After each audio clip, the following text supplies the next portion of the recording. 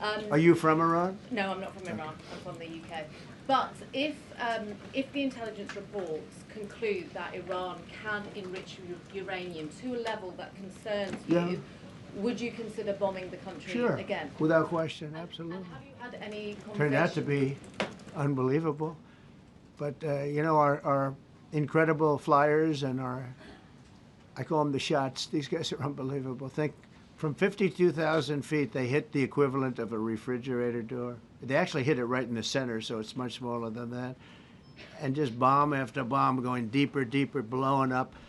Incredible, incredible thing. I don't know if you heard the general, he was very impressive. Raisin Kane. You know, he's the one that beat ISIS for me. And he did it in a matter of weeks. And I was told it was going to take 4 or 5 years. And when I got this job, I always said, if I get this job, I'm going to put that guy as the head of the Joint Chiefs of Staff.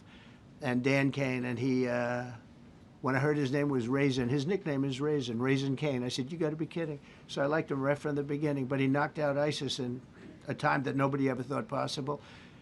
And when this attack was completed and so successful, I said, now I know how you knocked out ISIS so quickly.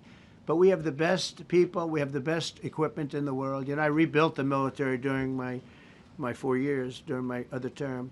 We have the best equipment in the world. The problem is we gave away, you know, a lot of it, but small, relatively speaking. We gave a lot of it away to Afghanistan. Shouldn't have happened. That just shows how incompetent they were. They gave all that equipment away, billions and billions of dollars worth. Shouldn't have happened, but that was small compared to what we have. Now we have a great military with great people. Okay. Yeah, please. Mr. President, congratulations. A couple of very different questions. One is Rwanda, 1994. As you grew up in New York, we all knew how horrific those attacks were. Congratulations on that treaty. There are talks that perhaps... That's going to take place today at 3 o'clock in the Oval Office. We're going to have a signing with Rwanda and the Congo. So I'm a little out of my league in that one because I didn't know too much about it. I knew one thing. They were going at it for many years and with machetes. It is one of the worst wars that anyone's ever seen. And I just happened to have somebody that was able to get it settled. I mean, just a brilliant person who is very comfortable in that part of the world. It's a very dangerous part of the world. I said, are you uncomfortable there? People are being killed. School children are being raided and killed. And I don't even want to say how, but as viciously as I've ever heard. Are you uncomfortable? No, that's the part of the world that I know. Very comfortable. Was able to get them together and sell it. And not only that, we're getting for the United States a lot of the mineral rights from the Congo as part of it. They're so honored to be here. They never thought they'd be coming to, look, this is a very tough part of the world. They never thought, they were just telling me, they never thought they'd ever be coming to the White House, and they're so honored. And so we're going to give them a great big reception. But that's after many years of fighting. It's a great thing. That's at 3 o'clock, I believe. Sir, are you concerned at all about secret nuclear sites in Iran? You talk about maybe just secret nuclear site? Yes, that there might be some of those. Not really. Can I tell you? They're exhausted. And Israel's exhausted too. And I dealt with both of them. And they both wanted it settled, both of them. And we did a great job, but they're exhausted. The last thing they're thinking about right now is nuclear. You know what they're thinking of? They're thinking about tomorrow, trying to live. It's such a mess. It's such a mess. The place was bombed to hell. And no, I'm not worried about it at all. And I'm putting out a little statement. I'm going to respond to the Ayatollah's statement yesterday that we won the war. Oh, God, we won the war. And I said, look, you're a man of great faith, a man who's highly respected in this country. You have to tell the truth. You got beat to hell. And Israel was beat up too. They were both beat up. And it was a great time to end it. It was quick.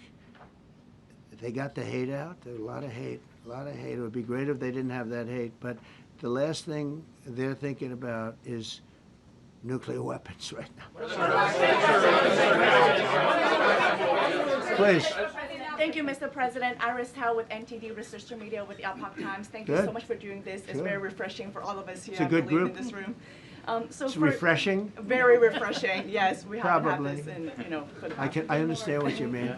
So thank you so much for coming out here. Other than Caroline's done a great job. Yes, sure. You're referring to the past administration, Yes, not yes. to Caroline, right? Yes.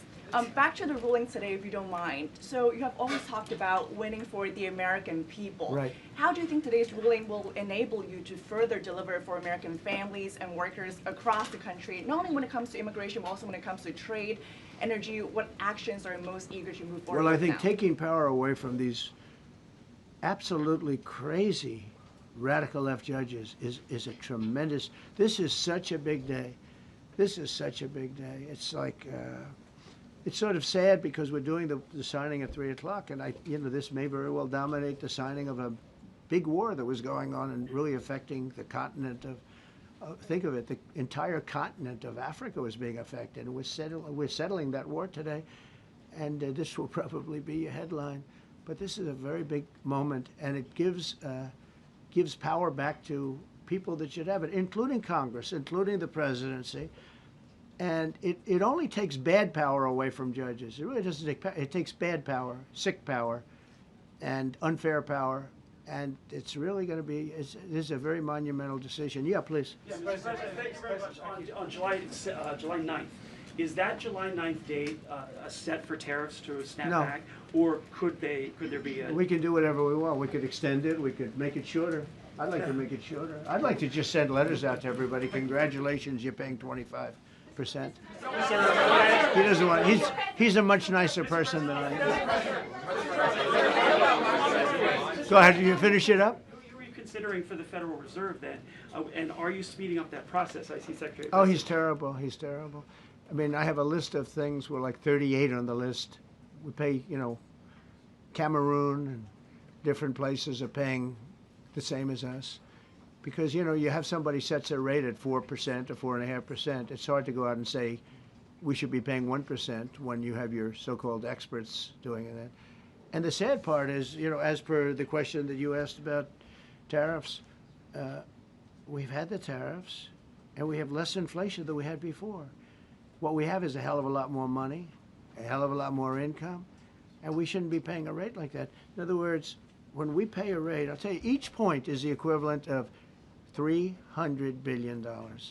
So if we had it down 3 points, because I think we should be at 1, you have Switzerland is at 0.25, in other words, 25% of 1%. And they're the number 1 right now, but we should be the number 1.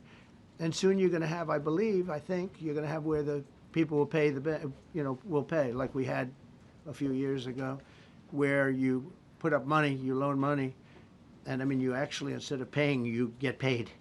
I love that. I don't know if it's any good, but I love it, where you put up money and you get paid.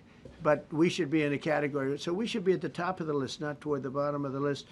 But we have a man who's not a smart man, and he probably has Trump derangement syndrome. And he's just not a smart person. What he's doing, though, he's hurting us for years to come. Because if we borrow money at 2 points higher than we should be paying, that's $600 billion. Wouldn't you say those numbers are about right, Scott?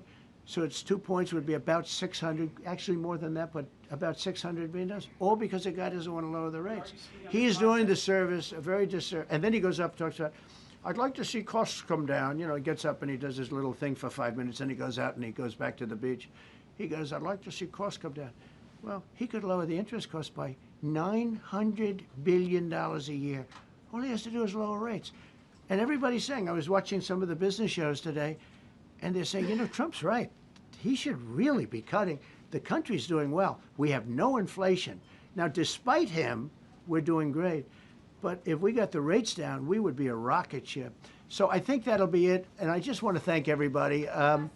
This is a really big day. We've had a big week. We've had a big week. We've had a lot of victories this week. NATO was a tremendous victory. The war was a tremendous. Look, we were talking about this for 30 years, about Iran being nuclear. And all I said is it will not be nuclear, and it's not going to be nuclear. And, I want to give credit to a lot of people, and most importantly to our great military. Boy, they put out that fire.